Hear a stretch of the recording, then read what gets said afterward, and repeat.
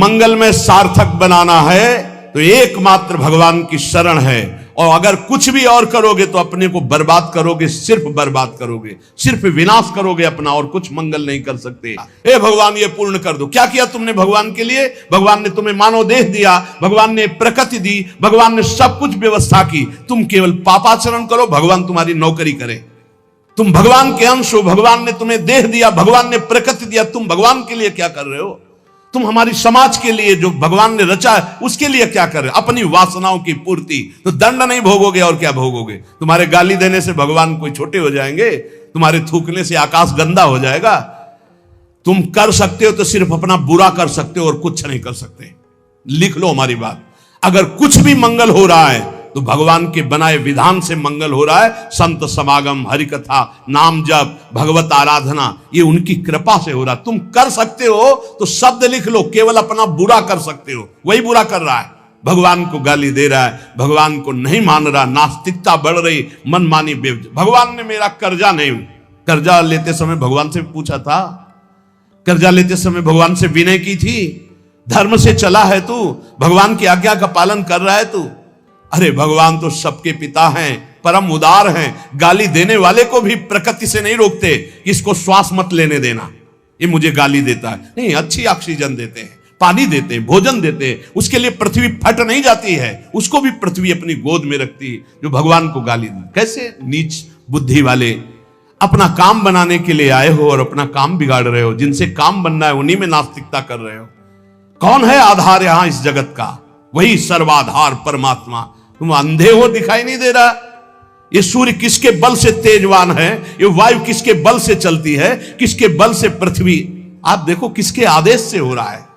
एक जरा सा झटका आता है, प्रांत का प्रांत चकनाचूर हो जाते हैं। वो सामर्थ्यशाली भगवान है। तुम्हारे कुछ कहने से होगा? चींटी की तरह पिस जाओगे। उसकी शक्तियां अनंत हैं होश में। ये जो पुरुष चारों वर्ण या चारों आश्रम में है, यदि भजन नहीं करते तो इस बात का दंड मिलेगा कि मानव देह तुम्हें मिला है भगवत प्राप्ति के लिए। देखो, बोले भला पिता अपना बालक का अहित चाहता है? हां, चाहता है। एक पिता के पुत्र ने किसी नाबालिग का बलात्कार करके उसको मार डाला। उससे वो समाचार वाला पूछता है कि आप अपने ऐसे पुत्र के लिए क्या बोलेंगे? तो बोले यही बोलूंगा कि जल्दी से गिरफ्तार किया जाए और उसको फांसी की सजा दी जाए। मेरे बालक ने ऐसा अपवित्र कार्य किया, मैं कभी देखना नहीं चाहूंगा कि वो मेरे सामने आवे, उसको जल्दी से जल्दी पकड़ा जाए। और ये जब एक साधारण पिता ऐसा बोल सकता है तो असाधारण पिता जो धर्म के विरुद्ध चलेगा, तिनकर काल रूप में भ्राता, वो भगवान साक्षात धर्म स्वरूप है। कोई धर्मात्मा पिता नहीं चाहेगा कि उसका पिता अपवित्र कार्य करे और उसे गले से लगाए।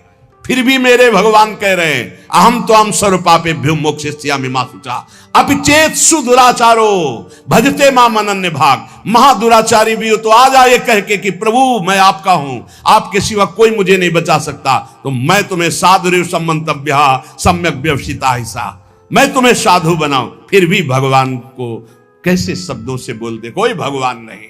मन मानी आचरण करो, पता चल जाएगा भगवान है कि नहीं। अंतिम समय तक तो पता चल जाए। एक डॉक्टर बोले थे हमसे, जब गंगा किनारे भ्रमण करते थे, बहुत अमेरिका से पढ़ के आए थे, मार विज्ञान छांटते चले जाए, कौन भगवान, कैसा भगवान, क्या।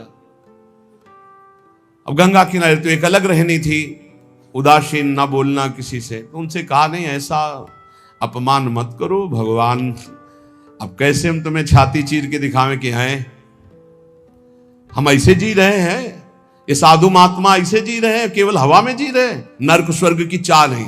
लेकिन छाती से कहता हूं, हृदय से कहता हूं, त्रुटि हमारी, करुणा उनकी। अगर कहीं भी हमें कुछ भी असंतोष हुआ है तो मेरे आचरण का, मेरे विचार का, मेरी क्रियाओं का हुआ है, और उनकी कृपा का वार पार नहीं। अपार करुणा बरुणालय। और मिलना, तुम बहुत दूर हो हमसे, तुम दूर हो, लेकिन मेरे प्रिया प्रीतम मेरे से दूर नहीं। अब वो कोई ऐसी दूरबीन नहीं कि मैं तुम्हें दिखा सकूं कि देखो। ये हम कोई प्रमाण तुमसे नमस्कार नहीं चाहने के लिए कह रहे, ये इसलिए कह रहे कि प्रभु कितना प्यार करते, तुम्हें कैसे बताऊं। हजारों प्राण हो तो न्यौछावर कर दे, ऐसा प्यार करते हो। ऐसे नहीं को स्वप्न में आके प्यार करते हो, भाव में आके प्यार करते हैं। जैसी भावना करोगे वैसे ही तुम्हें अनुभव कराएंगे। वो है प्रत्येक कण में है, प्रत्येक क्षण में वो मेरे साथ है।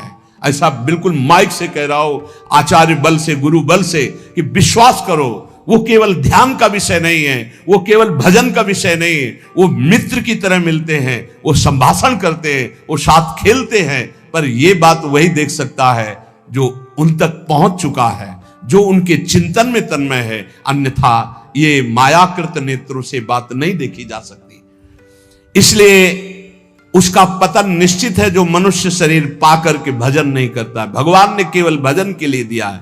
दुष्यंता पर कायेषु स्वात्मानम हरिमीश्वरम मृतके सानुबंधेस्मिन् बद्ध स्नेहा पतंत्यधः।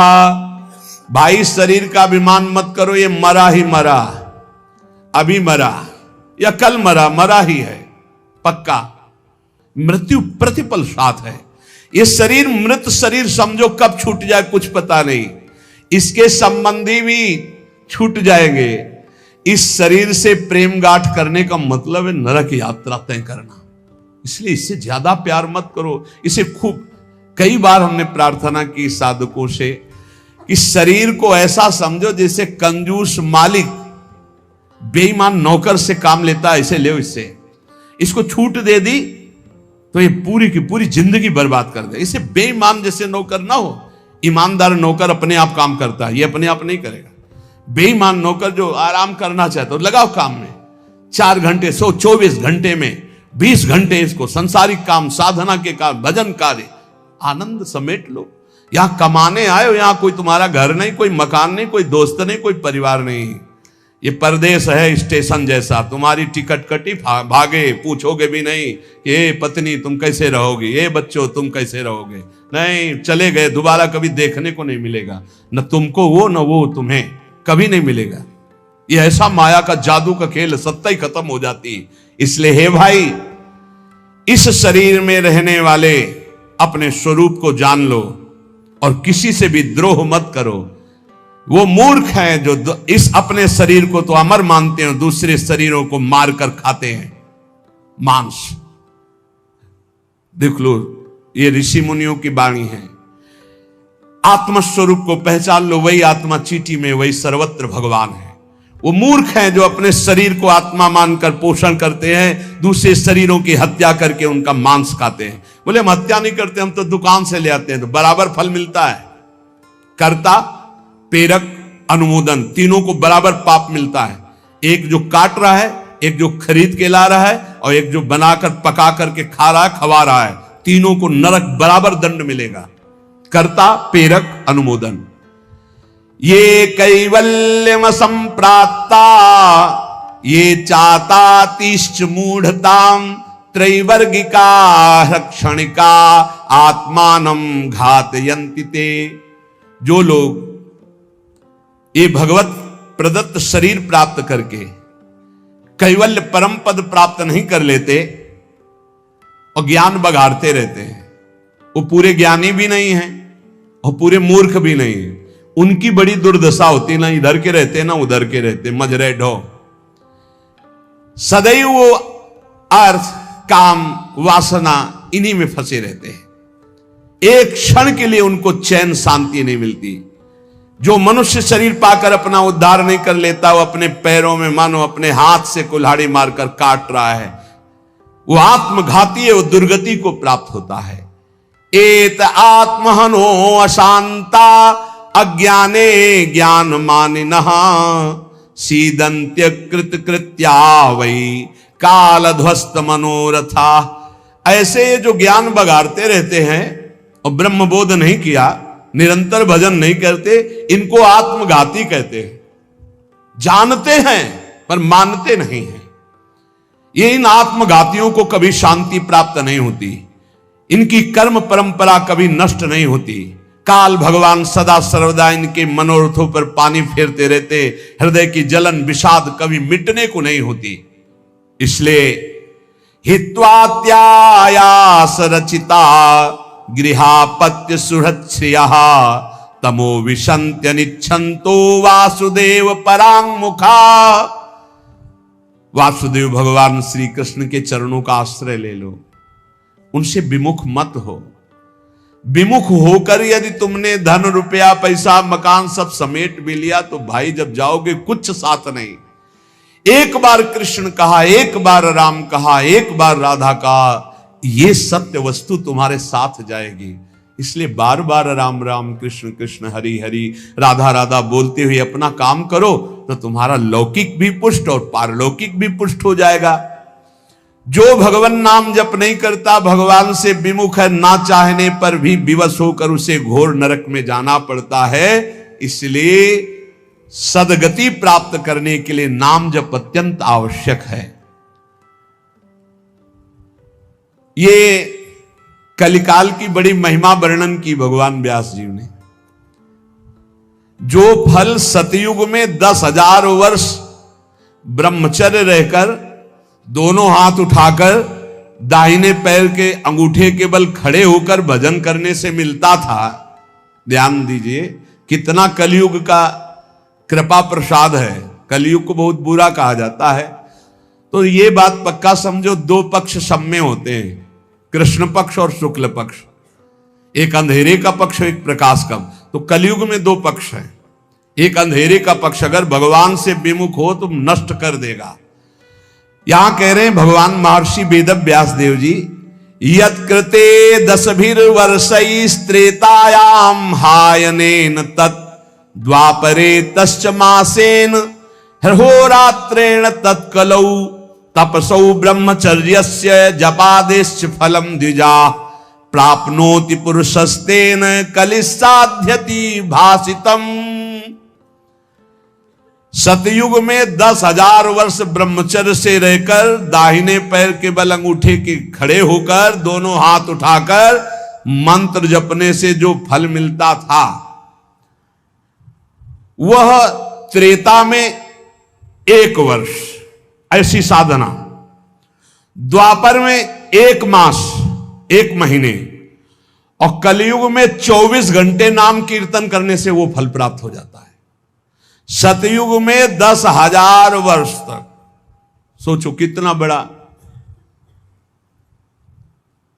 कलयुग जैसा कलयुग समयुग आन नहीं, जो मन कर विश्वास, जो नर कर विश्वास, बहुत बड़ा लाभ कलयुग। 24 घंटे नाम कीर्तन से वो फल मिलेगा, जो बड़ी बड़ी तपस्याओं से, बड़ी बड़ी साधनाओं से।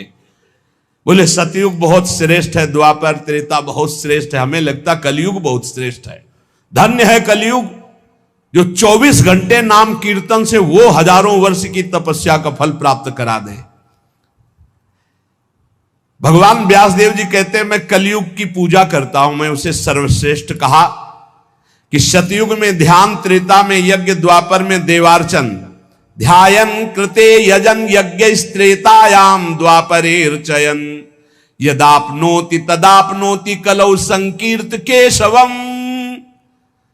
जो सतयुग में ध्यान से, त्रेता में यज्ञ से, द्वापर में पूजा करने से मिलता था, कलयुग में केवल नाम कीर्तन से फल मिल जाता है।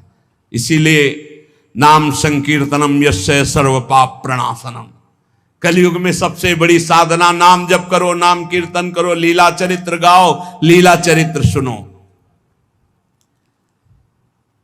जो इस कलयुग में अपना कल्याण नहीं कर पाया तो फिर और युग में कल्याण करना बड़ा कठिन। अंगूठे के बल खड़े होके देखो, कई मिनट खड़े रहोगे। ऐसे उपमन्यु आज बड़े बड़े महात्माओं के चरित्र आते हैं, 1000 वर्ष, 10 हजार वर्ष ऐसे। अरे यही सौभरी ऋषि यमुना में डुबकी लगा के भजन करके देखो, कई मिनट करोगे। जल को स्तंभित कर दिया, समाधिस्थ। ऐसे ऐसे महात्मा, अपने लोग महात्मा कहते हैं अपने को। डुबकी लगा के 2 मिनट नहीं रुक सकते नीचे, वो समाधिस्थ हैं। मछली को देख के 50 ब्याह करते हो, तुम मोबाइल में देख के क्या करोगे, तुम्हारे हो क्या होगा। इसीलिए बहुत होश में, कलयुग में बहुत महानता है भगवत प्राप्ति की, बहुत सुविधा है भगवत प्राप्ति की, होश में हो जाओ तो। पर ये होश रहने नहीं देता। ये किसके होश उड़ाता है, इसका प्रवेश कहां है, बता चुके कई बार। मदिरा पान करने वाला, मांस खाने वाला, पराई स्त्री से व्यभिचार करने वाला, और स्वर्ण चोरी करने वाला, जुआ खेलने वाला, छल, झूठ, कपट, रजोगुण, ये सब इसके स्थान है। नाम जप करो, पवित्र भगवत प्रसाद पाओ। कहां कलयुग है? आनंद ही आनंद। बोलो यहां कितनी देर कलयुग लगा तुम्हारे ऊपर? आनंद ही आनंद है। कलयुग समझुग आन नहीं, जो नर कर विश्वास, गाय राम गुण गण विमल, भवबिन तरह प्रयास। कितना बड़े कलयुग, केवल नाम आधारा, कोई बात और हो ना हो, राधा राधा राधा, पार हो गए। सुखस्यांतरम दुखम, दुखस्यांतरम सुखम, पर्यायेणोपसर्पन्ते नरम नेमि मरा इव। भाई, जैसे रात के बाद दिन आता है, दिन के बाद रात आती है, ऐसे तुम सुख में हो तो दुख आने वाला है, तैयार हो जाओ। और दुख में हो तो सुख आने वाला है। सुखम श्यांतरम दुखम, दुख श्यांतरम सुखम, भगवान व्यासदेव जी कह रहे हैं। ये पक्का तुम्हारे पूरे जीवन क्रम लगा रहेगा, क्योंकि तुम्हारा प्रारब्ध रच चुका है। सुख के बाद दुख, दुख के बाद सुख, ऐसा चलेगा। ये चक्र की तरह चलता रहता है। इसलिए तुम सुख में फूलो नहीं और दुख में प्रभु को भूलो नहीं। नाम जप निरंतर करो तो सुख दुख से परे हो जाओगे। जातस्य नियतो मृत्यु पतनम च तथोन्नते, विप्रयोगावसानस्तु संयोगा संचयः क्षयः, विज्ञायना बुधा शोकम न हर्षमुपयान्ति ये, तेषामेवेतरे चेष्टाम शिक्षन्ता सन्ति तादृशा। हे भाई, मेरी बात सत्य मान लीजिए। जातस्य नियतो मृत्यु, तुम्हारा शरीर जन्म लिया है ना, मरेगा पक्का। कल एकांतिक में एक भाई से पूछा, प्रश्न कर रहे थे, भाई तुम्हें कभी आता है कि मरोगे? बोले नहीं। हमारा सत्संग सुनना रोज मिलेगा ये आपको। सत्संग में एक बार तो रोज आएगा कि तुम मरोगे, नहीं आएगा? रोज आता है। आपका तो अभ्यास बन गया होगा सुनने का कि मरने वाली बात तो रोज आती है। यही हमको संभालेगी, क्योंकि जाना है। जो संभलते नहीं हैं वो लड़खड़ा के गिर जाते हैं। रोज संभलना है, मरना है। जातस्य नियतो मृत्यु पतनम च तथोन्नति। अगर शरीर जन्मा है तो मरेगा आज, नहीं तो कल तैयार हो जाओ। जाना है, जाना है। कब जाना है पता नहीं है। फांसी वाले को तो समय बता दिया जाता है कि कल 12 बजे होगी, अपने को अपना ये भी समय नहीं पता है, पता नहीं कब जाना है। उसे पता हो जाए तो अच्छा रहता है।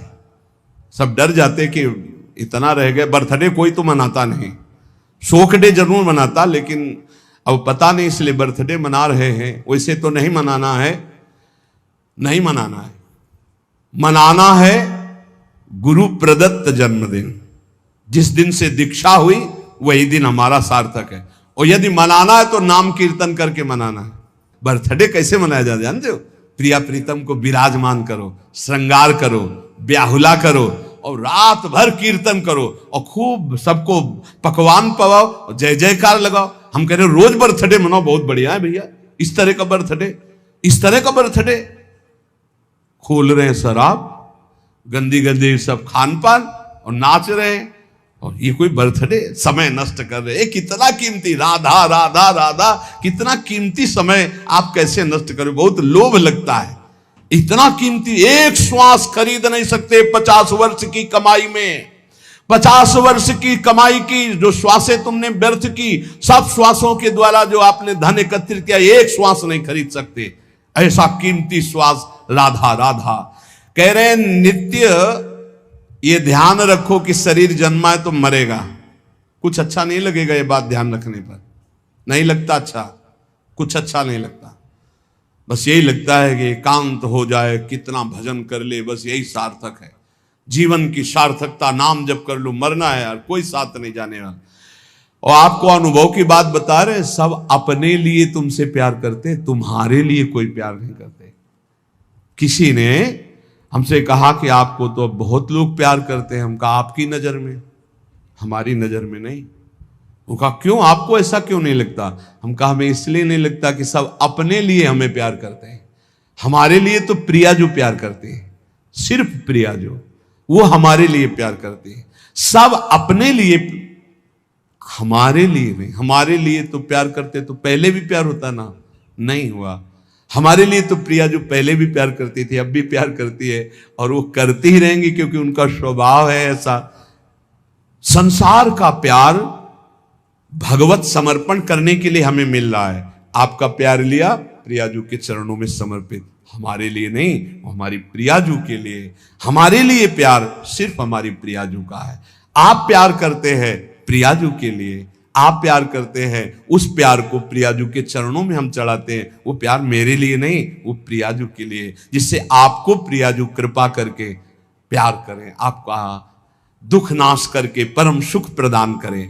तो हे भाई, जिसका जन्म हुआ उसकी मृत्यु निश्चित है, और जिसकी आज उन्नति है कल उसकी मृत्यु, उसका विनाश, उसका पतन, यही खेल है मृत्यु लोक का। ये बात परसों सत्संग में कही थी। पहले ये नहीं था और बाद में भी ये नहीं रहेगा। हे अर्जुन, ये बीच में दिखाई दे रहा है, इसलिए इस पर विश्वास नहीं। कभी भी उन्नति को उन्नति रूप में स्थायी कहीं नहीं पाया गया, वो अवनति में आई। कभी भी अवनति सदैव अवनति नहीं बनी रहती, वो उन्नति को प्राप्त होती। ये चक्र चल रहा है, इसलिए अभिमान मत करो, फूलो मत, निरंतर भजन परायण रहो। मोहाद अधर्मः या कृत्वा पुनः समनुतप्यते, मना समाधि संयुक्तो नशा सेवते दुष्कृतम। ये जो मोहवश अपने शरीर को अविनाशी मान करके पापाचरण करते हैं, ये सच्चे हृदय से प्रायश्चित कर ले, नहीं तो नष्ट हो जाएंगे। हर पाप बम की तरह जमा हो रहा है तुम्हारा, जब फूटेगा ना बिल्कुल नष्ट कर देगा, किसी काम का नहीं रखेगा। जो जो तुम जान रहे हो कि पाप हो रहे हैं, इनका फटाफट प्रायश्चित कर लो, पाठ के द्वारा, भजन के द्वारा, संत महापुरुषों की सलाह के द्वारा उनको नष्ट कर दो। नहीं, वो जब वृक्ष